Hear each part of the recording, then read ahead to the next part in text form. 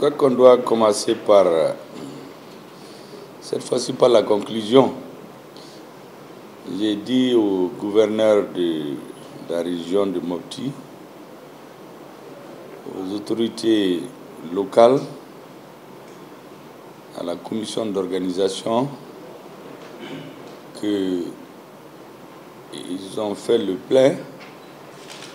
Et Cyrus Gasso, la rencontre avec les hommes en uniforme, a fini de boucler la boucle. Ils ont vraiment réussi leur pari. Ce n'était pas gagné d'avance. Quand nous venions, nous savons que c'est une région d'insécurité. Les populations sont très inquiètes. Le 14 mars dernier, quand j'ai reçu les ressortissants de Mopti à Bamako, ils avaient lancé un cri de cœur en indiquant les principales priorités parmi tous les autres problèmes. Ils se sont félicités d'abord du retour de la sécurité, mais ont indiqué que la question d'eau et d'électricité constitue leur souci majeur. Arrivés sur place, nous avons constaté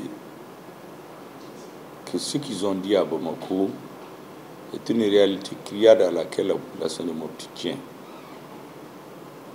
Mais vous savez, en venant ici, la visite était programmée pour autre chose au départ en réalité. C'était pour lancer, avec le secrétaire permanent, le gouverneur et tous les partenaires au développement au nom du chef de l'État, le programme de stabilisation du centre.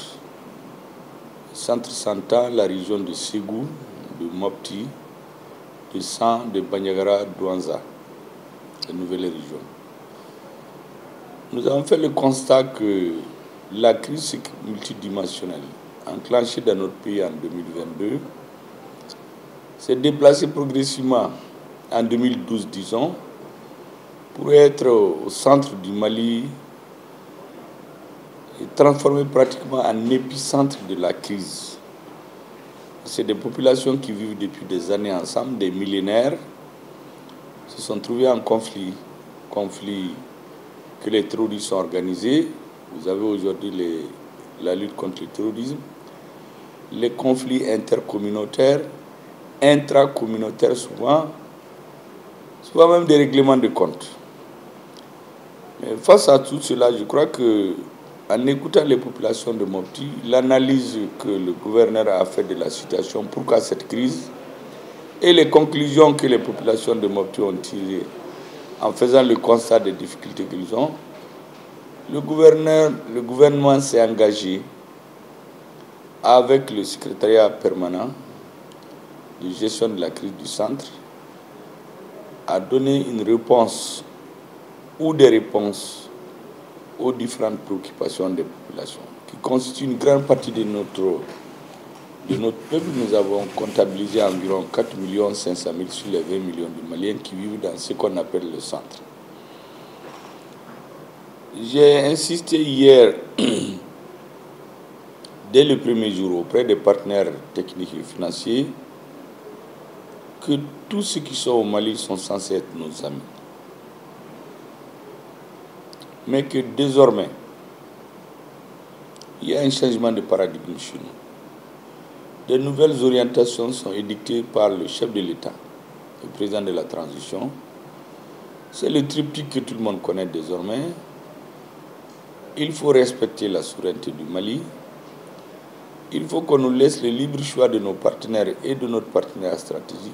Et enfin, pour tous, décision, se poser la question, quel est l'intérêt du peuple malien? Il faut donc défendre systématiquement. Une fois que les partenaires au développement comprennent, je crois qu'ils ont compris, acceptent, je crois qu'ils ont accepté, s'entendent avec nous, nous voulons dialoguer. Dans le cadre de ces trois principes, tout peut être fait pour qu'ils apportent en toute sérénité leur contribution, parce qu'elles sont là, ces organisations, ils sont là, ces partenaires, pour aider notre pays à avancer. Hier, ils sont venus très nombreux. Nous les avons félicités. Les organisations humanitaires aussi ont fait de leur mieux. Et ça, c'est la journée d'hier pour vraiment montrer aux uns aux autres qu'en plus du lancement de ce pourquoi nous sommes venus, nous avons ajouté d'autres activités. Hier, c'était des donations, des activités lancées par le président de la transition depuis son arrivée, qui ont été reproduites par le Premier ministre et par les différents ministres du gouvernement. Sur le plan social, hier, nous avons fait symboliquement des gestes pour que les populations comprennent les intentions des hautes autorités. Dans la journée d'aujourd'hui, nous nous sommes attachés à rencontrer les humanitaires et les parties les plus démunies de la population, les handicapés, au nom du chef de l'État, pour leur dire que le principal souci des autorités aujourd'hui, en plus de la sécurité physique des citoyens, la sécurité humaine, comme on l'appelle maintenant dans le monde, il faut s'occuper des plus démunis de notre peuple, qui sont extrêmement nombreux. Et bien entendu, nous avons rencontré les forces vives du Mopti. Et je leur ai indiqué que nous sommes venus apporter le message du chef de l'État pour lancer le programme de stabilisation du centre, mais aussi leur signifier son attachement aux Maliens où qu'ils se trouvent, quelles que soient les difficultés. Donc apporter ces salutations fraternelles et parentales aux populations de Mopti. Leur indiquer que toutes les difficultés qu'elles ont, il n'a d'autre souci que de régler ces difficultés, comme pour toutes les régions. Et avant mon arrivée, vu les grandes sollicitations des Mopticiens à Bamako, le gouvernement a pris des dispositions pour que la question d'eau soit résolue définitivement, en tout cas sur une longue durée. La question d'énergie est réglée en partie. Il faut redoubler d'efforts pour leur donner satisfaction en grande partie. C'est vraiment le défi que nous avons. Nous avons l'action humanitaire aujourd'hui, je pense qu'il doit, en côté du programme de stabilisation du centre, l'action humanitaire et le processus de réconciliation des Maliens pour que tout le monde parle le même langage, s'aime, se fréquente et vive en harmonie dans le pays. Nous avons constaté que cela est absolument nécessaire, indispensable pour que cette crise qui nous a été imposée soit dans un proche avenir et un lointain souvenir. Parce que cette crise, en réalité, elle ne vient pas des Maliens. Elle est venue de l'extérieur, ou des Maliens l'ont importée de l'extérieur. Dans tous les cas, les Maliens ont décidé de se prendre en main.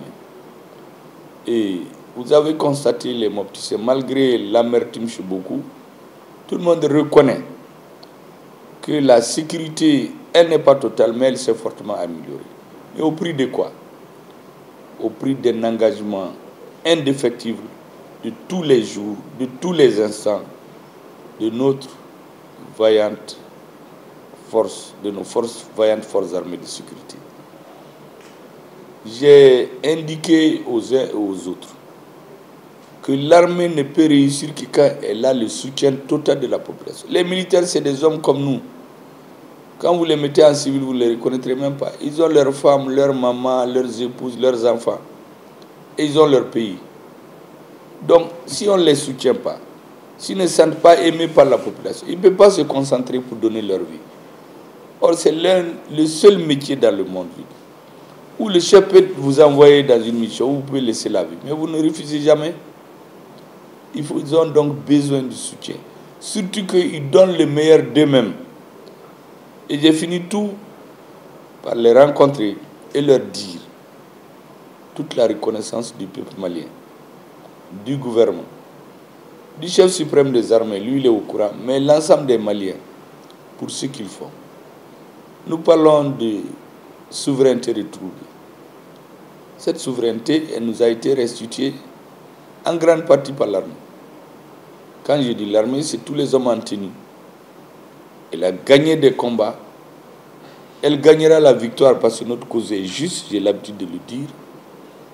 Mais aussi à ce que j'appelle les soldats de l'économie. Les hommes en tenue aussi, les douaniers, les autres secteurs, la police, les eaux et forêts, la protection civile, c'est tout cela qu'on appelle les forces armées de sécurité. Aujourd'hui, nous avons restitué notre souveraineté, mais en plus, nous avons la confiance.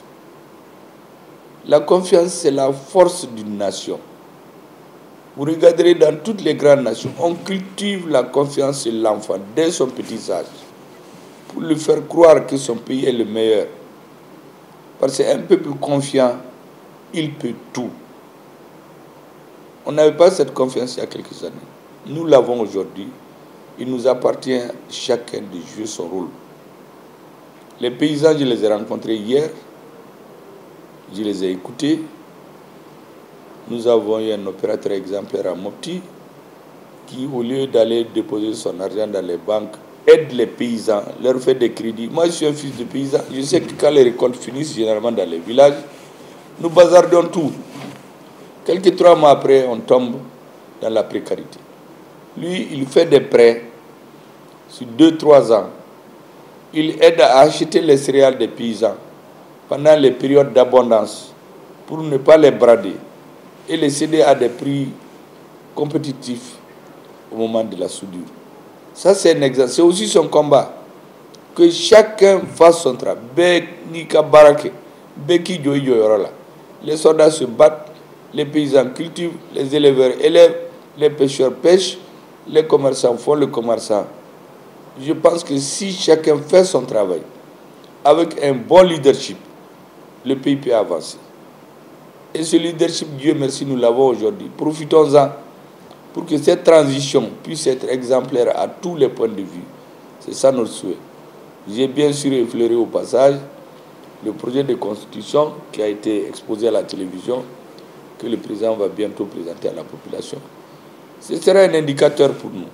Est-ce que la population continue comme le 14 janvier 2022 à être avec nous 100%?